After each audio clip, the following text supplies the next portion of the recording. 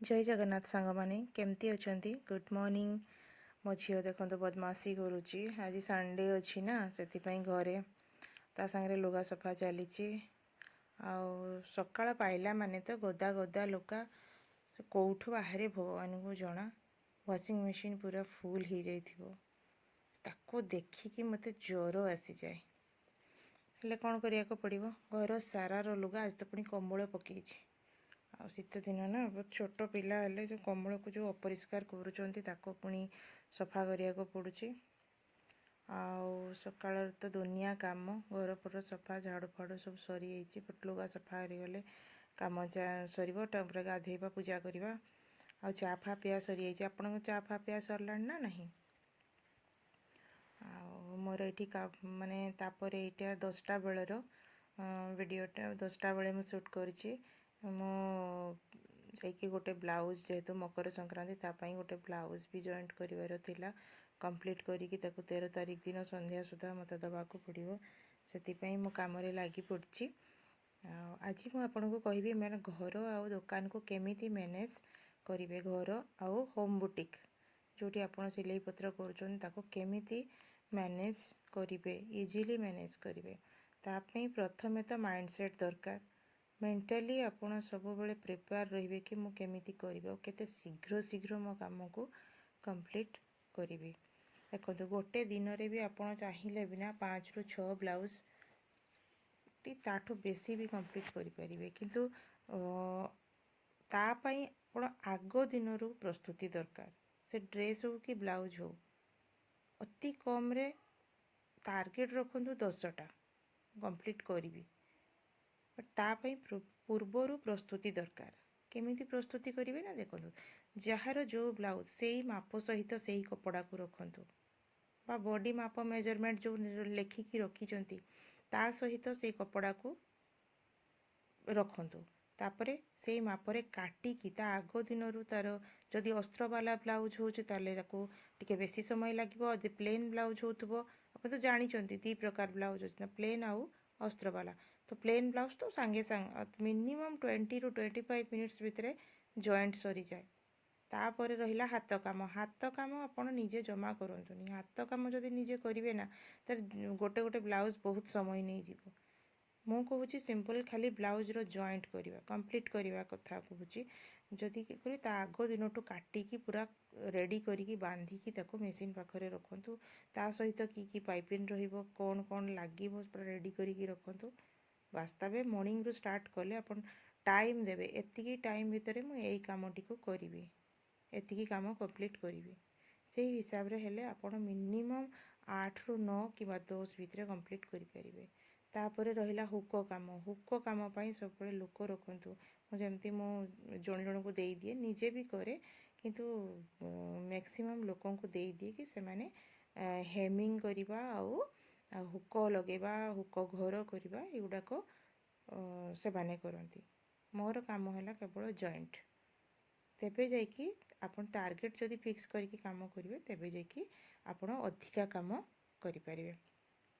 ताई सहित देखो से ही भितर भी टाइम बाहर करके आपन को ब्रेकफास्ट बनवा को पड़ो लंच भी बनवा को पड़ो आउ डिनर भी बनवा को पड़ो।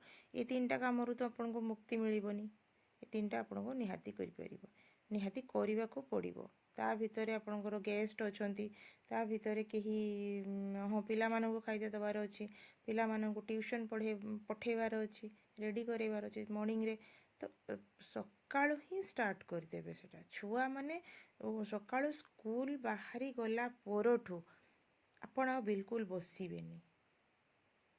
आम साधारण महिला मानकर गोटे कौन अभ्यास जानते ना हाँ कम थकी गले टिके मोबाइल धरिकी बसी पड़ा ना बिल्कुल मोबाइल धरिकी बसबे जदि सी टाइम पूरा गोटे गोटे रील्स तक स्क्रॉल करुथिबे करुथिबे करुथिबे सी पूरा द्रौपदी शाढ़ी भाया से केबे सरेनी रील्स केबे सरेनी सी चली मेसेज चेक करवा ये करवा बिल्कुल नुहे।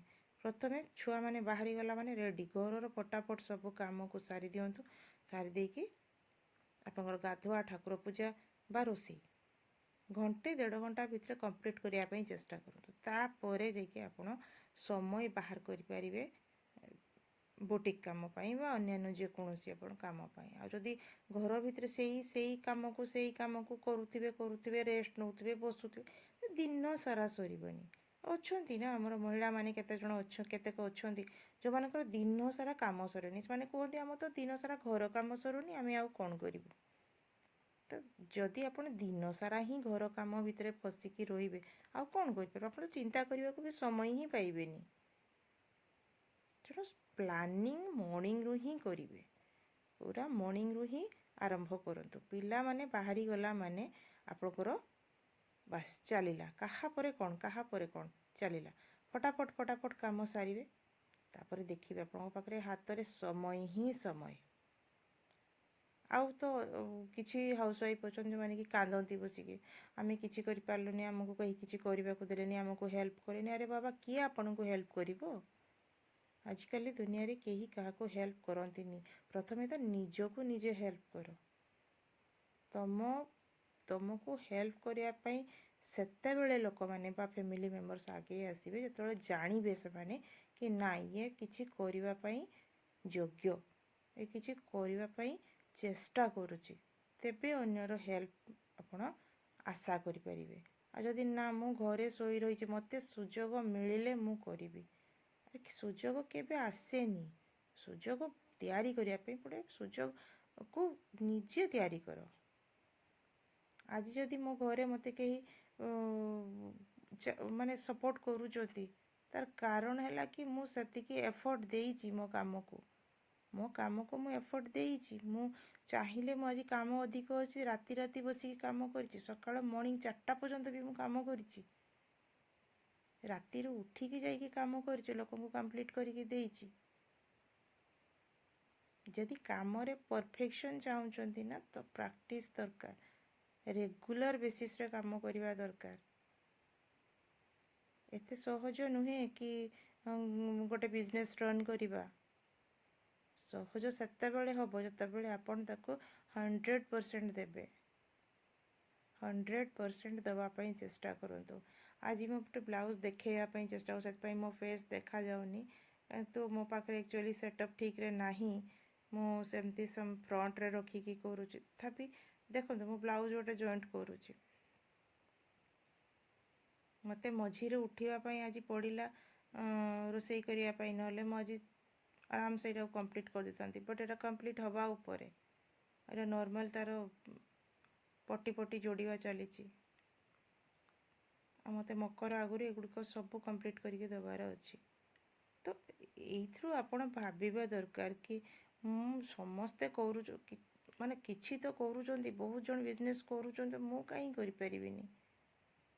ଆଉ ସେ କାନ୍ଦିବା ତ ବନ୍ଦ କରନ୍ତୁ ପ୍ଲିଜ୍। ହାଉସୱାଇଫ୍ମାନଙ୍କର ଯେଉଁ କାନ୍ଦିବା ନା, ଏ କାନ୍ଦ କେହି ଦେଖନ୍ତିନି। କାନ୍ଦ ଛାଡ଼ନ୍ତୁ, ପରିଶ୍ରମ କରନ୍ତୁ। ପରିଶ୍ରମ ଦରକାର। ଆପଣ କେତେ ପରିଶ୍ରମ, କେତେ ସମୟ ଦେଇପାରିବେ କାମକୁ, ତା ଉପରେ ଡିପେଣ୍ଡ କରେ ଆପଣ ସକ୍ସେସ୍ ହେବେ କି ନାହିଁ। ମୁଁ ତ ସିଲେଇ କରିକି ମୋ ଘରର ବହୁତ ଗୁଡ଼ିଏ ଖର୍ଚ୍ଚ ମେଣ୍ଟେନ୍ କରିପାରୁଛି। ଆରେ ଆଜି ଦୋକାନକୁ ଯାଆନ୍ତୁ ନା, ଆଳୁ କିଲୋ ବି 40 ଟଙ୍କା 50 ଟଙ୍କା, ରସୁଣ 300 ଟଙ୍କା ହେଇଗଲାଣି। ସାମାନ୍ୟ ଗୋଟେ କଞ୍ଚା ଲଙ୍କା, ଯଦି ଆପଣ କଞ୍ଚା ଲଙ୍କା କିଲୋ ହିସାବ ଦେବେ 400 ଟଙ୍କା, ଆପଣ ସେଇଠୁ ହିସାବ କରିପାରନ୍ତୁ। ପରିବା ବେଗେ ଯଦି ଆଣିବାକୁ ଯିବେ 700-800 ଟଙ୍କା ତଳକୁ ଆପଣଙ୍କ ବ୍ୟାଗ୍ ଫୁଲ୍ ହେବନି। ମାଛ, ନର୍ମାଲ୍ ମାଛ 300ରୁ 250-300 ଏମିତି ନେଉଛି। ଯାହା ବି କିଣିବାକୁ ଯିବେ ପଇସା ଦରକାର, ତ କାହିଁକି ହଜବେଣ୍ଡଙ୍କ ଉପରେ ବର୍ଡ଼ନ୍ ଦେବେ? ନିଜ ଖର୍ଚ୍ଚ, ନିଜ ଛୋଟ ମୋଟ ଘରର ଖର୍ଚ୍ଚ କରିବା ପାଇଁ ଆପଣ ବାହାରନ୍ତୁ, ପରିଶ୍ରମ କରନ୍ତୁ, କାମ କରନ୍ତୁ। ଯଦି ସବୁବେଳେ ହିଁ ବସିକି ଆପଣ ମୋବାଇଲ୍ ଦେଖିବେ, ଟିଭି ଦେଖିବେ, ଗସିପ୍ କରିବେ, ହେ ତା ଘରେ ଏମିତି ହେଲା ରେ, ହେ ତାଙ୍କ ଘରେ ଝିଅଟା ବା ପଳେଇଛି, ଏଇ ଟାଇପ୍ର ଗସିପ୍ରୁ ନିଜକୁ ଦୂରରେ ରଖନ୍ତୁ। ଏସବୁ ଆମର ନା ମେଣ୍ଟାଲ୍ କଣ୍ଡିସନ୍କୁ ଖରାପ, ମେଣ୍ଟାଲି ଆମକୁ ନଷ୍ଟ କରିଦିଏ, ସୋସାଇଟିରେ ଆମକୁ ଶସ୍ତା କରିଦିଏ। ଆଉ ହାଉସୱାଇଫ୍ ତ ପ୍ଲିଜ୍ ଏଥିରୁ ବଞ୍ଚନ୍ତୁ। ସବୁବେଳେ ନିଜର ପ୍ରଡକ୍ଟିଭ୍ ଦିନଟିକୁ ପ୍ରଡକ୍ଟିଭ କରନ୍ତୁ। କେତେ ଆପଣ ନିଜକୁ ଇଏ କରିପାରିବେ, ଡେଭଲପ୍ କରିପାରିବେ ମେଣ୍ଟାଲି, ଫିଜିକାଲି, ସବୁ ଦିଗରୁ, ଫାଇନାନ୍ସିଆଲି ବି। ଆଉ ଆଜିକାଲି ତ ଯୁଗରେ ଫାଇନାନ୍ସିଆଲି ଷ୍ଟ୍ରଙ୍ଗ ହେବା ବହୁତ ଜରୁରୀ। ଗୋଟେ ଷ୍ଟେବିଲିଟି ରହିବା ଦରକାର, ନହେଲେ ଆପଣ କିଛି ବି କରିପାରିବେନି। ଯେକୌଣସି ଚାହିଁଲେ କାମ କରିପାରିବେ। ଆପଣ ଦେଖିନାହାନ୍ତି ନା ଆମାଜନରେ ଗାଁ ଗହଳିରେ ବସିକି ସ୍ତ୍ରୀ ଲୋକମାନେ ଗୋବର ଘଷି ପକେଇକି ତାକୁ ପ୍ୟାକିଂ କରିକି ଅନଲାଇନରେ ସେଲ୍ କରୁଛନ୍ତି। ସେ ବି କେତେ ବିକ୍ରି ହେଉଛି, କାହିଁକିନା ସେ ପୂଜାରେ ଲାଗୁଛି ଗୋବର ଘଷି। ବଡ଼ ବଡ଼ ସହରରେ ଗୋବର ଘଷି କେଉଁଠୁ ପାଇବେ? ସେମାନେ ଅନଲାଇନରେ ନେଉଛନ୍ତି, ତ ଅନଲାଇନରେ ବିକ୍ରି କରୁଛନ୍ତି। ପାଉଁଶ ସହିତ ଡିଟର୍ଜେଣ୍ଟ ମିଶେଇକି ସେଟା ବିକ୍ରି ହେଉଛି। ତାର ରେଟ୍ ଶୁଣିଲେ ଆପଣଙ୍କ ମୁଣ୍ଡ ଖରାପ ହେଇଯିବ। ଚାହିଁଲେ ସର୍ଚ୍ଚ କରିପାରିବେ, ରାକ୍। ସିଏ ବି ପୁଣି ବାସନ ମଜା କି ଆଉ କେଉଁଥିରେ ସବୁ ୟୁଜ୍ ହେଉଛି। ମୁଁ ତ ଦେଖିକି ଆଶ୍ଚର୍ଯ୍ୟ ହେଲି କି ପାଉଁଶ ବି ବିକ୍ରି ହେଉଛି। ତାର ରେଟ୍ ଦେଖିଲେ ମୁଣ୍ଡ ଖରାପ ହେଇଯିବ, ଯାହାକୁ କି ସେ ବି ମାନେ ପିଓର କାଠକୁ ଜଳେଇକି କରାହେଇଛି। ତ ବିଜନେସ୍ ଆପଣ ସବୁରେ ବିଜନେସ୍ ବାହାରିବ। ଆପଣ କ'ଣ କରିବାକୁ ଚାହୁଁଛନ୍ତି ସେଇଟା ଆପଣଙ୍କୁ ଖୋଜିବାକୁ ପଡ଼ିବ। ଖୋଜିଲେ ରାସ୍ତା ମିଳେ। ଚୁପଚାପ ବସିଲେ ରାସ୍ତା ମିଳିବନି। ଭଗବାନ ବି କହିଛନ୍ତି ଗୋଟେ ପାଦ ତମେ ଆଗକୁ ଆସ, ଗୋଟେ ପାଦ ତମେ ଆଗକୁ ଆସିଲେ ମୁଁ ତମକୁ ହେଲ୍ପ କରିବି। ଆଉ ଯଦି ତମେ ହିଁ ବସି ରହିବ, କିଛି କରିବନି, ଭଗବାନ ବି ସାଥ ଦେବେନି। ଭଗବାନ ବି ସିଏ ବି ଶୋଇପଡ଼ିବେ। ସିଏ ବି କହିବେ ନା ନା ନା, ଇଏ ତ କିଛି କରିବାର ଯୋଗ୍ୟ ହିଁ ନୁହେଁ, ତ ନିଜେ କିଛି ଚେଷ୍ଟା ହିଁ ନାହିଁ, ମୁଁ କାହିଁକି ତାର ହେଲ୍ପ କରିବି। ତ ପ୍ରଥମେ ନିଜକୁ ନିଜେ ମାନେ କୁହନ୍ତୁ କି ମୁଁ କିଛି କରିବି, ତାପରେ ରାସ୍ତା ବାହାରିବ କି କ'ଣ କରିବେ। ବହୁତ ସ୍ତ୍ରୀ ଲୋକ ଗାଈ ରଖୁଛନ୍ତି, କୁକୁଡ଼ା ରଖୁଛନ୍ତି, ଛେଳି ରଖୁଛନ୍ତି। ଏସବୁ ଖରାପ ନୁହେଁ। ସେଇ ଜିନିଷରୁ ତ ବହୁ ପଇସା, ସେଇ ତ ଗୋଟେ ପ୍ରକାର ବିଜନେସ୍ ନା। ଦେଶୀ କୁକୁଡ଼ାର ଅଣ୍ଡା ଆପଣ ମାର୍କେଟକୁ ଯାଆନ୍ତୁ, ରେଟ୍ଟା ବୁଝନ୍ତୁ, ତାପରେ ଜାଣିପାରିବେ। ପଇସା ସବୁଆଡ଼େ ଉଡ଼ୁଛି, ଧରିବା ହେଉଛି ଆମ କାମ। ଯଦି ଆମେ ତାକୁ ଧରି ପାରୁନୁ, ସେଟା ତାହେଲେ ଆମର ଦୁର୍ଭାଗ୍ୟ, ଆମର ଚେଷ୍ଟା ନାହିଁ। ବହୁତ ଛୋଟ ଛୋଟ ବିଜନେସ୍ ଅଛି ଯେଉଁଥିରେ କି ବହୁତ ସୁନ୍ଦର ପଇସା ଇନକମ୍ କରିହେବ ଘର ମ୍ୟାନେଜ୍ କରିବା ସହିତ। ଥରେ କରିକି ଦେଖନ୍ତୁ। କରିକି ଦେଖିଲେ ଆପଣଙ୍କ ଘର ଲୋକ ବି ସପୋର୍ଟ କରିବେ। ନା ଆଙ୍କର ଇଚ୍ଛା ଅଛି, ଚେଷ୍ଟା ଅଛି, ନିଶ୍ଚିତ ଆପଣ ଆଗେଇ ପାରିବେ। ଫୁଲ ଗଛ ଲଗେଇକି ଲୋକ ବିକ୍ରି କରୁଛନ୍ତି, ଫୁଲର ବେପାର କରୁଛନ୍ତି। ଫୁଲ ଗଛର ସିଜନ୍ ୱାଇଜ୍, ଶୀତ ଦିନରେ ଯେଉଁ ଛୋଟ ଛୋଟ ଗଛ ତାକୁ ପ୍ୟାକେଟ୍ ଆଣି ଚାରା କରି ତାକୁ ବିକ୍ରି କରୁଛନ୍ତି। କାହିଁ ହେଇପାରିବନି? ଆମ ନିଜ ବାଡ଼ିରେ, ଆମ ନିଜର ଛୋଟ ଜାଗା ଭିତରେ ବି ଛୋଟ ଛୋଟ ଯେଉଁ ଅଛି ସିଡ଼ଲିଂ ପ୍ଲାଣ୍ଟସ୍, ସିଡ଼ଲିଂ ଜାଗାରେ ଟ୍ରେରେ ସେଠୁ କରିକି ବିକ୍ରି କରୁଛନ୍ତି ଶୀତ ଦିନରେ। ବିଜନେସ୍ ଆଜିକାଲି ଅନଲାଇନ୍ ଅଛି। ଆପଣଙ୍କ ପାଖରେ ହାତରେ ମୋବାଇଲ୍ ଅଛି ମାନେ ସାରା ୱାର୍ଲଡ଼ ଆପଣଙ୍କ ହାତରେ ଅଛି। ସେଇଠି ସର୍ଚ୍ଚ କରନ୍ତୁ, ମୁଣ୍ଡ ଖଟାନ୍ତୁ, ଦେଖିବେ ନିଶ୍ଚୟ ଆପଣ ବି ସକ୍ସେସ୍ ହେଇପାରିବେ। ମହିଳାମାନଙ୍କୁ କେତେ କମ୍ ଭାବନ୍ତୁନି। ଯିଏ ଘର ବାହାର ସବୁ କିଛି ସମ୍ଭାଳି ପାରୁଛି, ସେ କାହିଁକି ବିଜନେସ୍ ରନ୍ କରିପାରିବନି, କାହିଁକି ଇନକମ୍ କରିପାରିବନି? ବହୁତ ବଢ଼ିଆ ଇନକମ୍ କରିପାରିବ। ମୁଁ ତ କହିବି ସବୁ ମହିଳାଙ୍କୁ କରିବା ଦରକାର। ସେ ପାଠ ପଢ଼ିଥାଉ କି ନ ପଢ଼ିଥାଉ, ସମସ୍ତଙ୍କୁ ଇନକମ୍ କରିବା ଦରକାର। କ'ଣ ଭଲ କରିପାରିବ ତମେ ଭଲ କ'ଣ କରିପାରିବ, ବେଷ୍ଟ କ'ଣ କରିପାରିବ, ତମର ଦେଇପାରିବ, ତୁମେ ସେଇଟାକୁ ବିଜନେସ୍ ଆକାରରେ ଆରମ୍ଭ କର। ଆଜି ନାହିଁ ତ 6 ମାସ ପରେ ନିଶ୍ଚିତ ଚାଲିବ।